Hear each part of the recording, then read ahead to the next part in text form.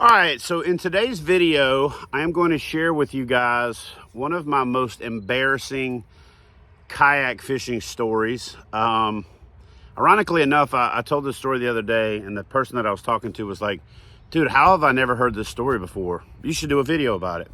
And well, I'm gonna take a stab at doing the story time thing.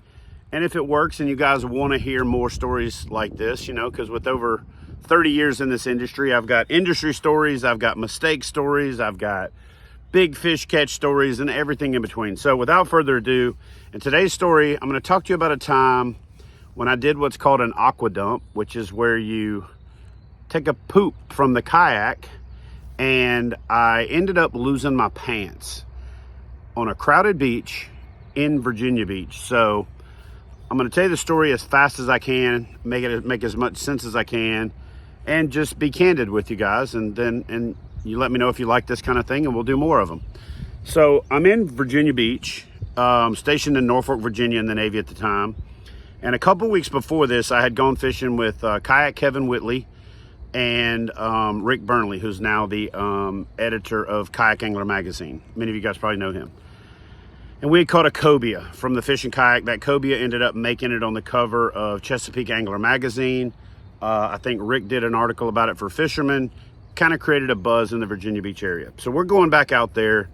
We're trying to do this same thing again. And I had stopped at this place on the way to the water called Ocean's East Tackle and bought these oval shaped weights. Actually, they're more like a teardrop with a hole through the center, because we were fishing live eel, and you would run the line through the weight to a swivel and then go to your leader, put your eel on there and drop it down by these buoy cables off the beach of off the coast of Sandbridge, just south of Virginia Beach. And so I get out there, and the night before I had gone out with a bunch of friends, had a few drinks, then that turned into liquor, which I did at least do the beer before liquor, not liquor before beer kind of a thing. You guys know that one? It's like beer before liquor, never sicker. Liquor before beer, have no fear. Well, I did it backwards, so I was the sicker part. Plus we ate Mexican, plus.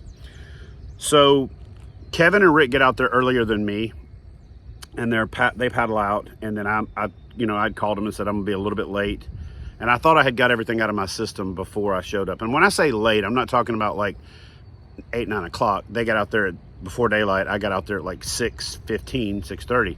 So when we paddle out, the beach is empty. We paddle out, and I mean, we're maybe out there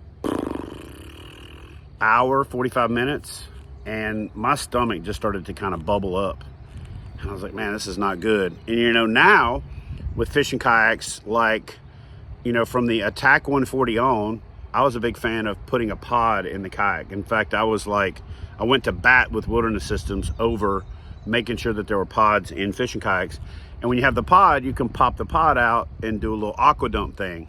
Well, prior to that, I was fishing out of this boat called the Ocean Kayak Drifter.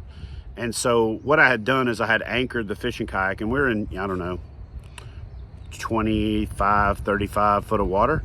And the way you would kind of do an aqua dump back then is it was kind of hard to hang your ass over the side of the boat. So what you would do is you would get out of the boat, hold onto the side of the kayak, face into the current. You just kind of spread your legs out. That way when you did your little doo-doo, it kind of went like this. And you couldn't really kick your legs, because if you did, you would create these little vortices. And when these little vortices would happen, or these little turbulence would happen, it would make that turd kind of, you know, go around your foot and kind of put a little doo-doo circle around your ankle. And so you wanted to avoid that. So I get into the water, I take my pants off, and I plop them up onto the front of the kayak. So then I'm holding onto the side handle and the bungee off the back of the tank well. I'm kind of doing my thing. When I got in the water, I actually felt a little better, so the sense of urgency wasn't as bad. Plus your body has to adjust to the water temperature, so when the water's a little colder and it's a little warmer outside, you kind of have a tendency to draw up a few things on your anatomy. So anyway, I get relaxed, I get acclimated. Now it's time to do my old duty. It's not solid as I thought it was going to be. So I have to make sure that I kind of navigate everything, get it out of my system. Then you kind of got to do like a little in-water wipe scenario. Not necessarily using the dude wipes. You can use your imagination in this one. But in that whole process, I'm holding on to the side of the kayak. I'm kicking my feet every now and then. Again, don't kick your feet after you drop the deuce, because if you do, it'll kind of, you know, it'll end up lassoing your ankle and won't be good. You need this stuff to clear you with the tide. And again, like I said, back then, it was a little Superman aqua dump. You know, everybody that fished offshore knew how to do it. And so I'm back there, I'm holding on to the side of the kayak. It takes me like 2 or 3 kind of sessions to get all of everything out of my system. So I get everything out of my system. I'm feeling good. I'm about to go pop back up in the kayak. I'm about to get my baits back out in the water, because the last thing I wanted to do was have a bait out, have a shark show up, have a cobia take off with the lure while I'm out of the water and vulnerable. So I hand over hand my way back to the front of the kayak, and I'm like, I'm patting around where I put my pants. And about that time, I realized that I had put some of those lead oval weights in my leg pocket of my pants. And what I didn't anticipate is when I'm back there holding onto the boat and I'm walking my way down, those pants kind of, even though they were waterlogged, they kind of slid off of the front hatch. Back then, the hatches were these like peel and stick covers like Tupperware, and those weights had started to make my pants sink. So I freak and I look down and I see my pants about 25, 30 feet down, just doing this. Oh no. So my pants sink. I get a rod with a jig and spoon, and I'm jigging for it. I throw my line past it, bring it through, and I'm trying to hook them. And I spent 30, 35 minutes doing that. Now, meanwhile, Rick and Kevin are about 100 yards from me and completely oblivious to the fact that this is even going on. So now I'm out here, I'm offshore. I got no pants. I'm wearing like a lightweight Columbia shirt that's wet and almost see-through. I think it was like a turquoise, a light turquoise kind of color. And like that light coastal blue color, you know? And now in my brain, I'm starting to figure out, like, trying to think of what I'm gonna do. I don't have any gear bags with me. I don't have any, you know, thing. I didn't have a crate per se, because we're surf launching and surf recovering. You only have this one fish bag, 2 flush mount rod holders in the back, and that's really all you needed, right? So now I'm starting to think, man, how am I gonna get back to the beach? So I'm like, all right, I guess I'm just taking my shirt off and I'm tying it around my waist backwards, and I'm just gonna kind of work my way through. Because remember, we launched at a public beach in Virginia Beach, in Sandbridge at 6 a.m. They launched at about 5:45. I launched at like 6:30.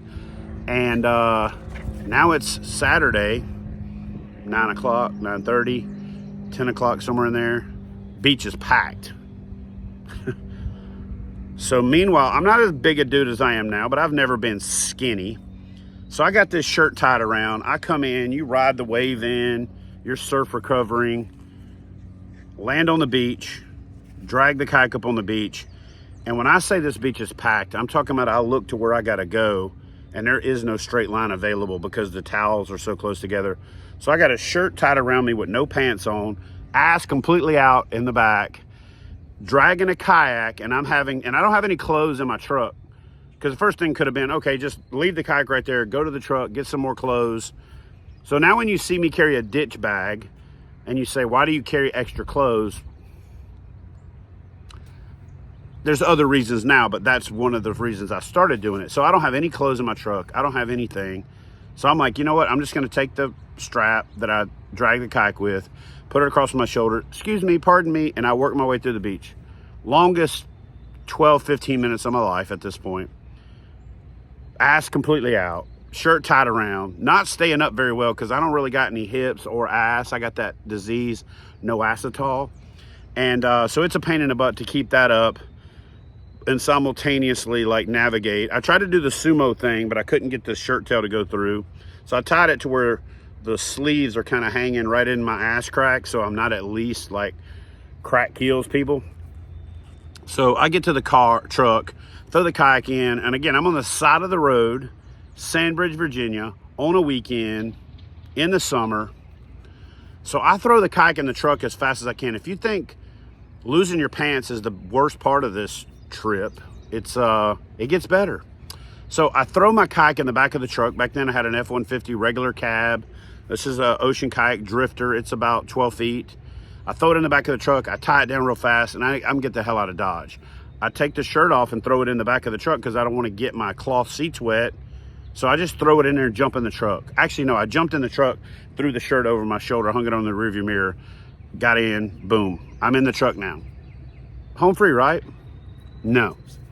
This is how my luck works. I'm driving through from Sandbridge to Virginia Beach, and I got to make it to Norfolk where I live at the time. And I am not shitting you. I round the corner going into the main drag, coming out of like the country area from Sandbridge to Virginia Beach, and I look in my rearview mirror and I'm lit up. That's right. I'm getting pulled over and I'm butt-ass naked in my truck. And you're saying to yourself, this is bullshit. This didn't happen. Trust me when I tell you this happens. In fact, Rick and Kevin, if they watch this video, are going to be hearing about this for the first time because I didn't tell them. I just dipped. Actually, I told them afterwards, yeah, I got an upset stomach. I had to dip. I didn't tell them about the whole losing my pants scenario. So I'm getting pulled over and I'm thinking, oh, this is great. Well, and then my brain said, it cannot get any worse than this. Well, ladies and gentlemen, it got a little worse because when the cop stepped out, it was a female cop. She comes walking up to the thing. Couldn't have been nicer. Do you have any idea why I pulled you over? I said, no, ma'am. She said, you don't have a safety flag on your kayak and it's sticking out past your tailgate. And I said, listen, this is going to sound crazy, but I had a scenario. This and this happened. I inadvertently lost my pants. I didn't want to sit on wet shirt all the way home because it's about a 45-minute drive home. So I threw my shirt in the back, but I only had my shirt tied around me to get to my truck. And I guess I loaded the kayak up real fast.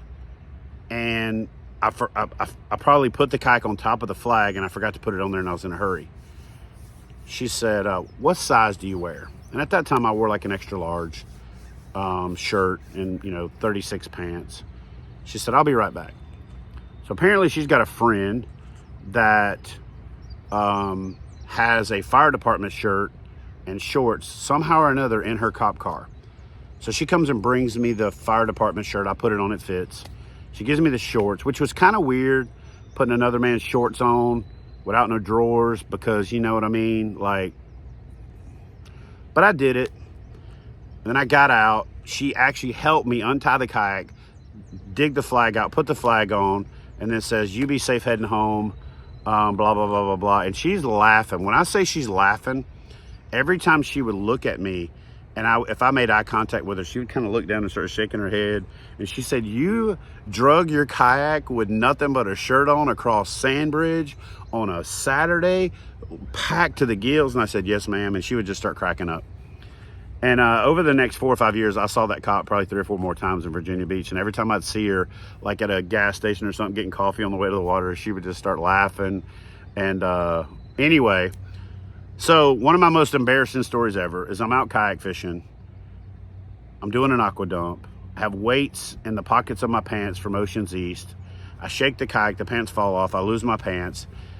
And I gotta paddle back naked, drag the kayak practically naked, drive home naked, and get pulled over by a damn cop.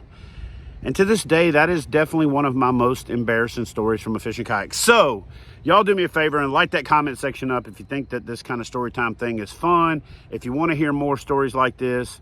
And if you do, I'll talk about the most dangerous story, the closest to death I've ever come in a fishing kayak. So y'all let me know in the comment section if y'all like these story time videos, and if so, I'll do another one on how I almost died from a fishing kayak. Appreciate y'all. Hope you have a great weekend. Love y'all. And if you're new to the channel, hit that subscribe button. And like I said, new, old, or indifferent, leave a comment.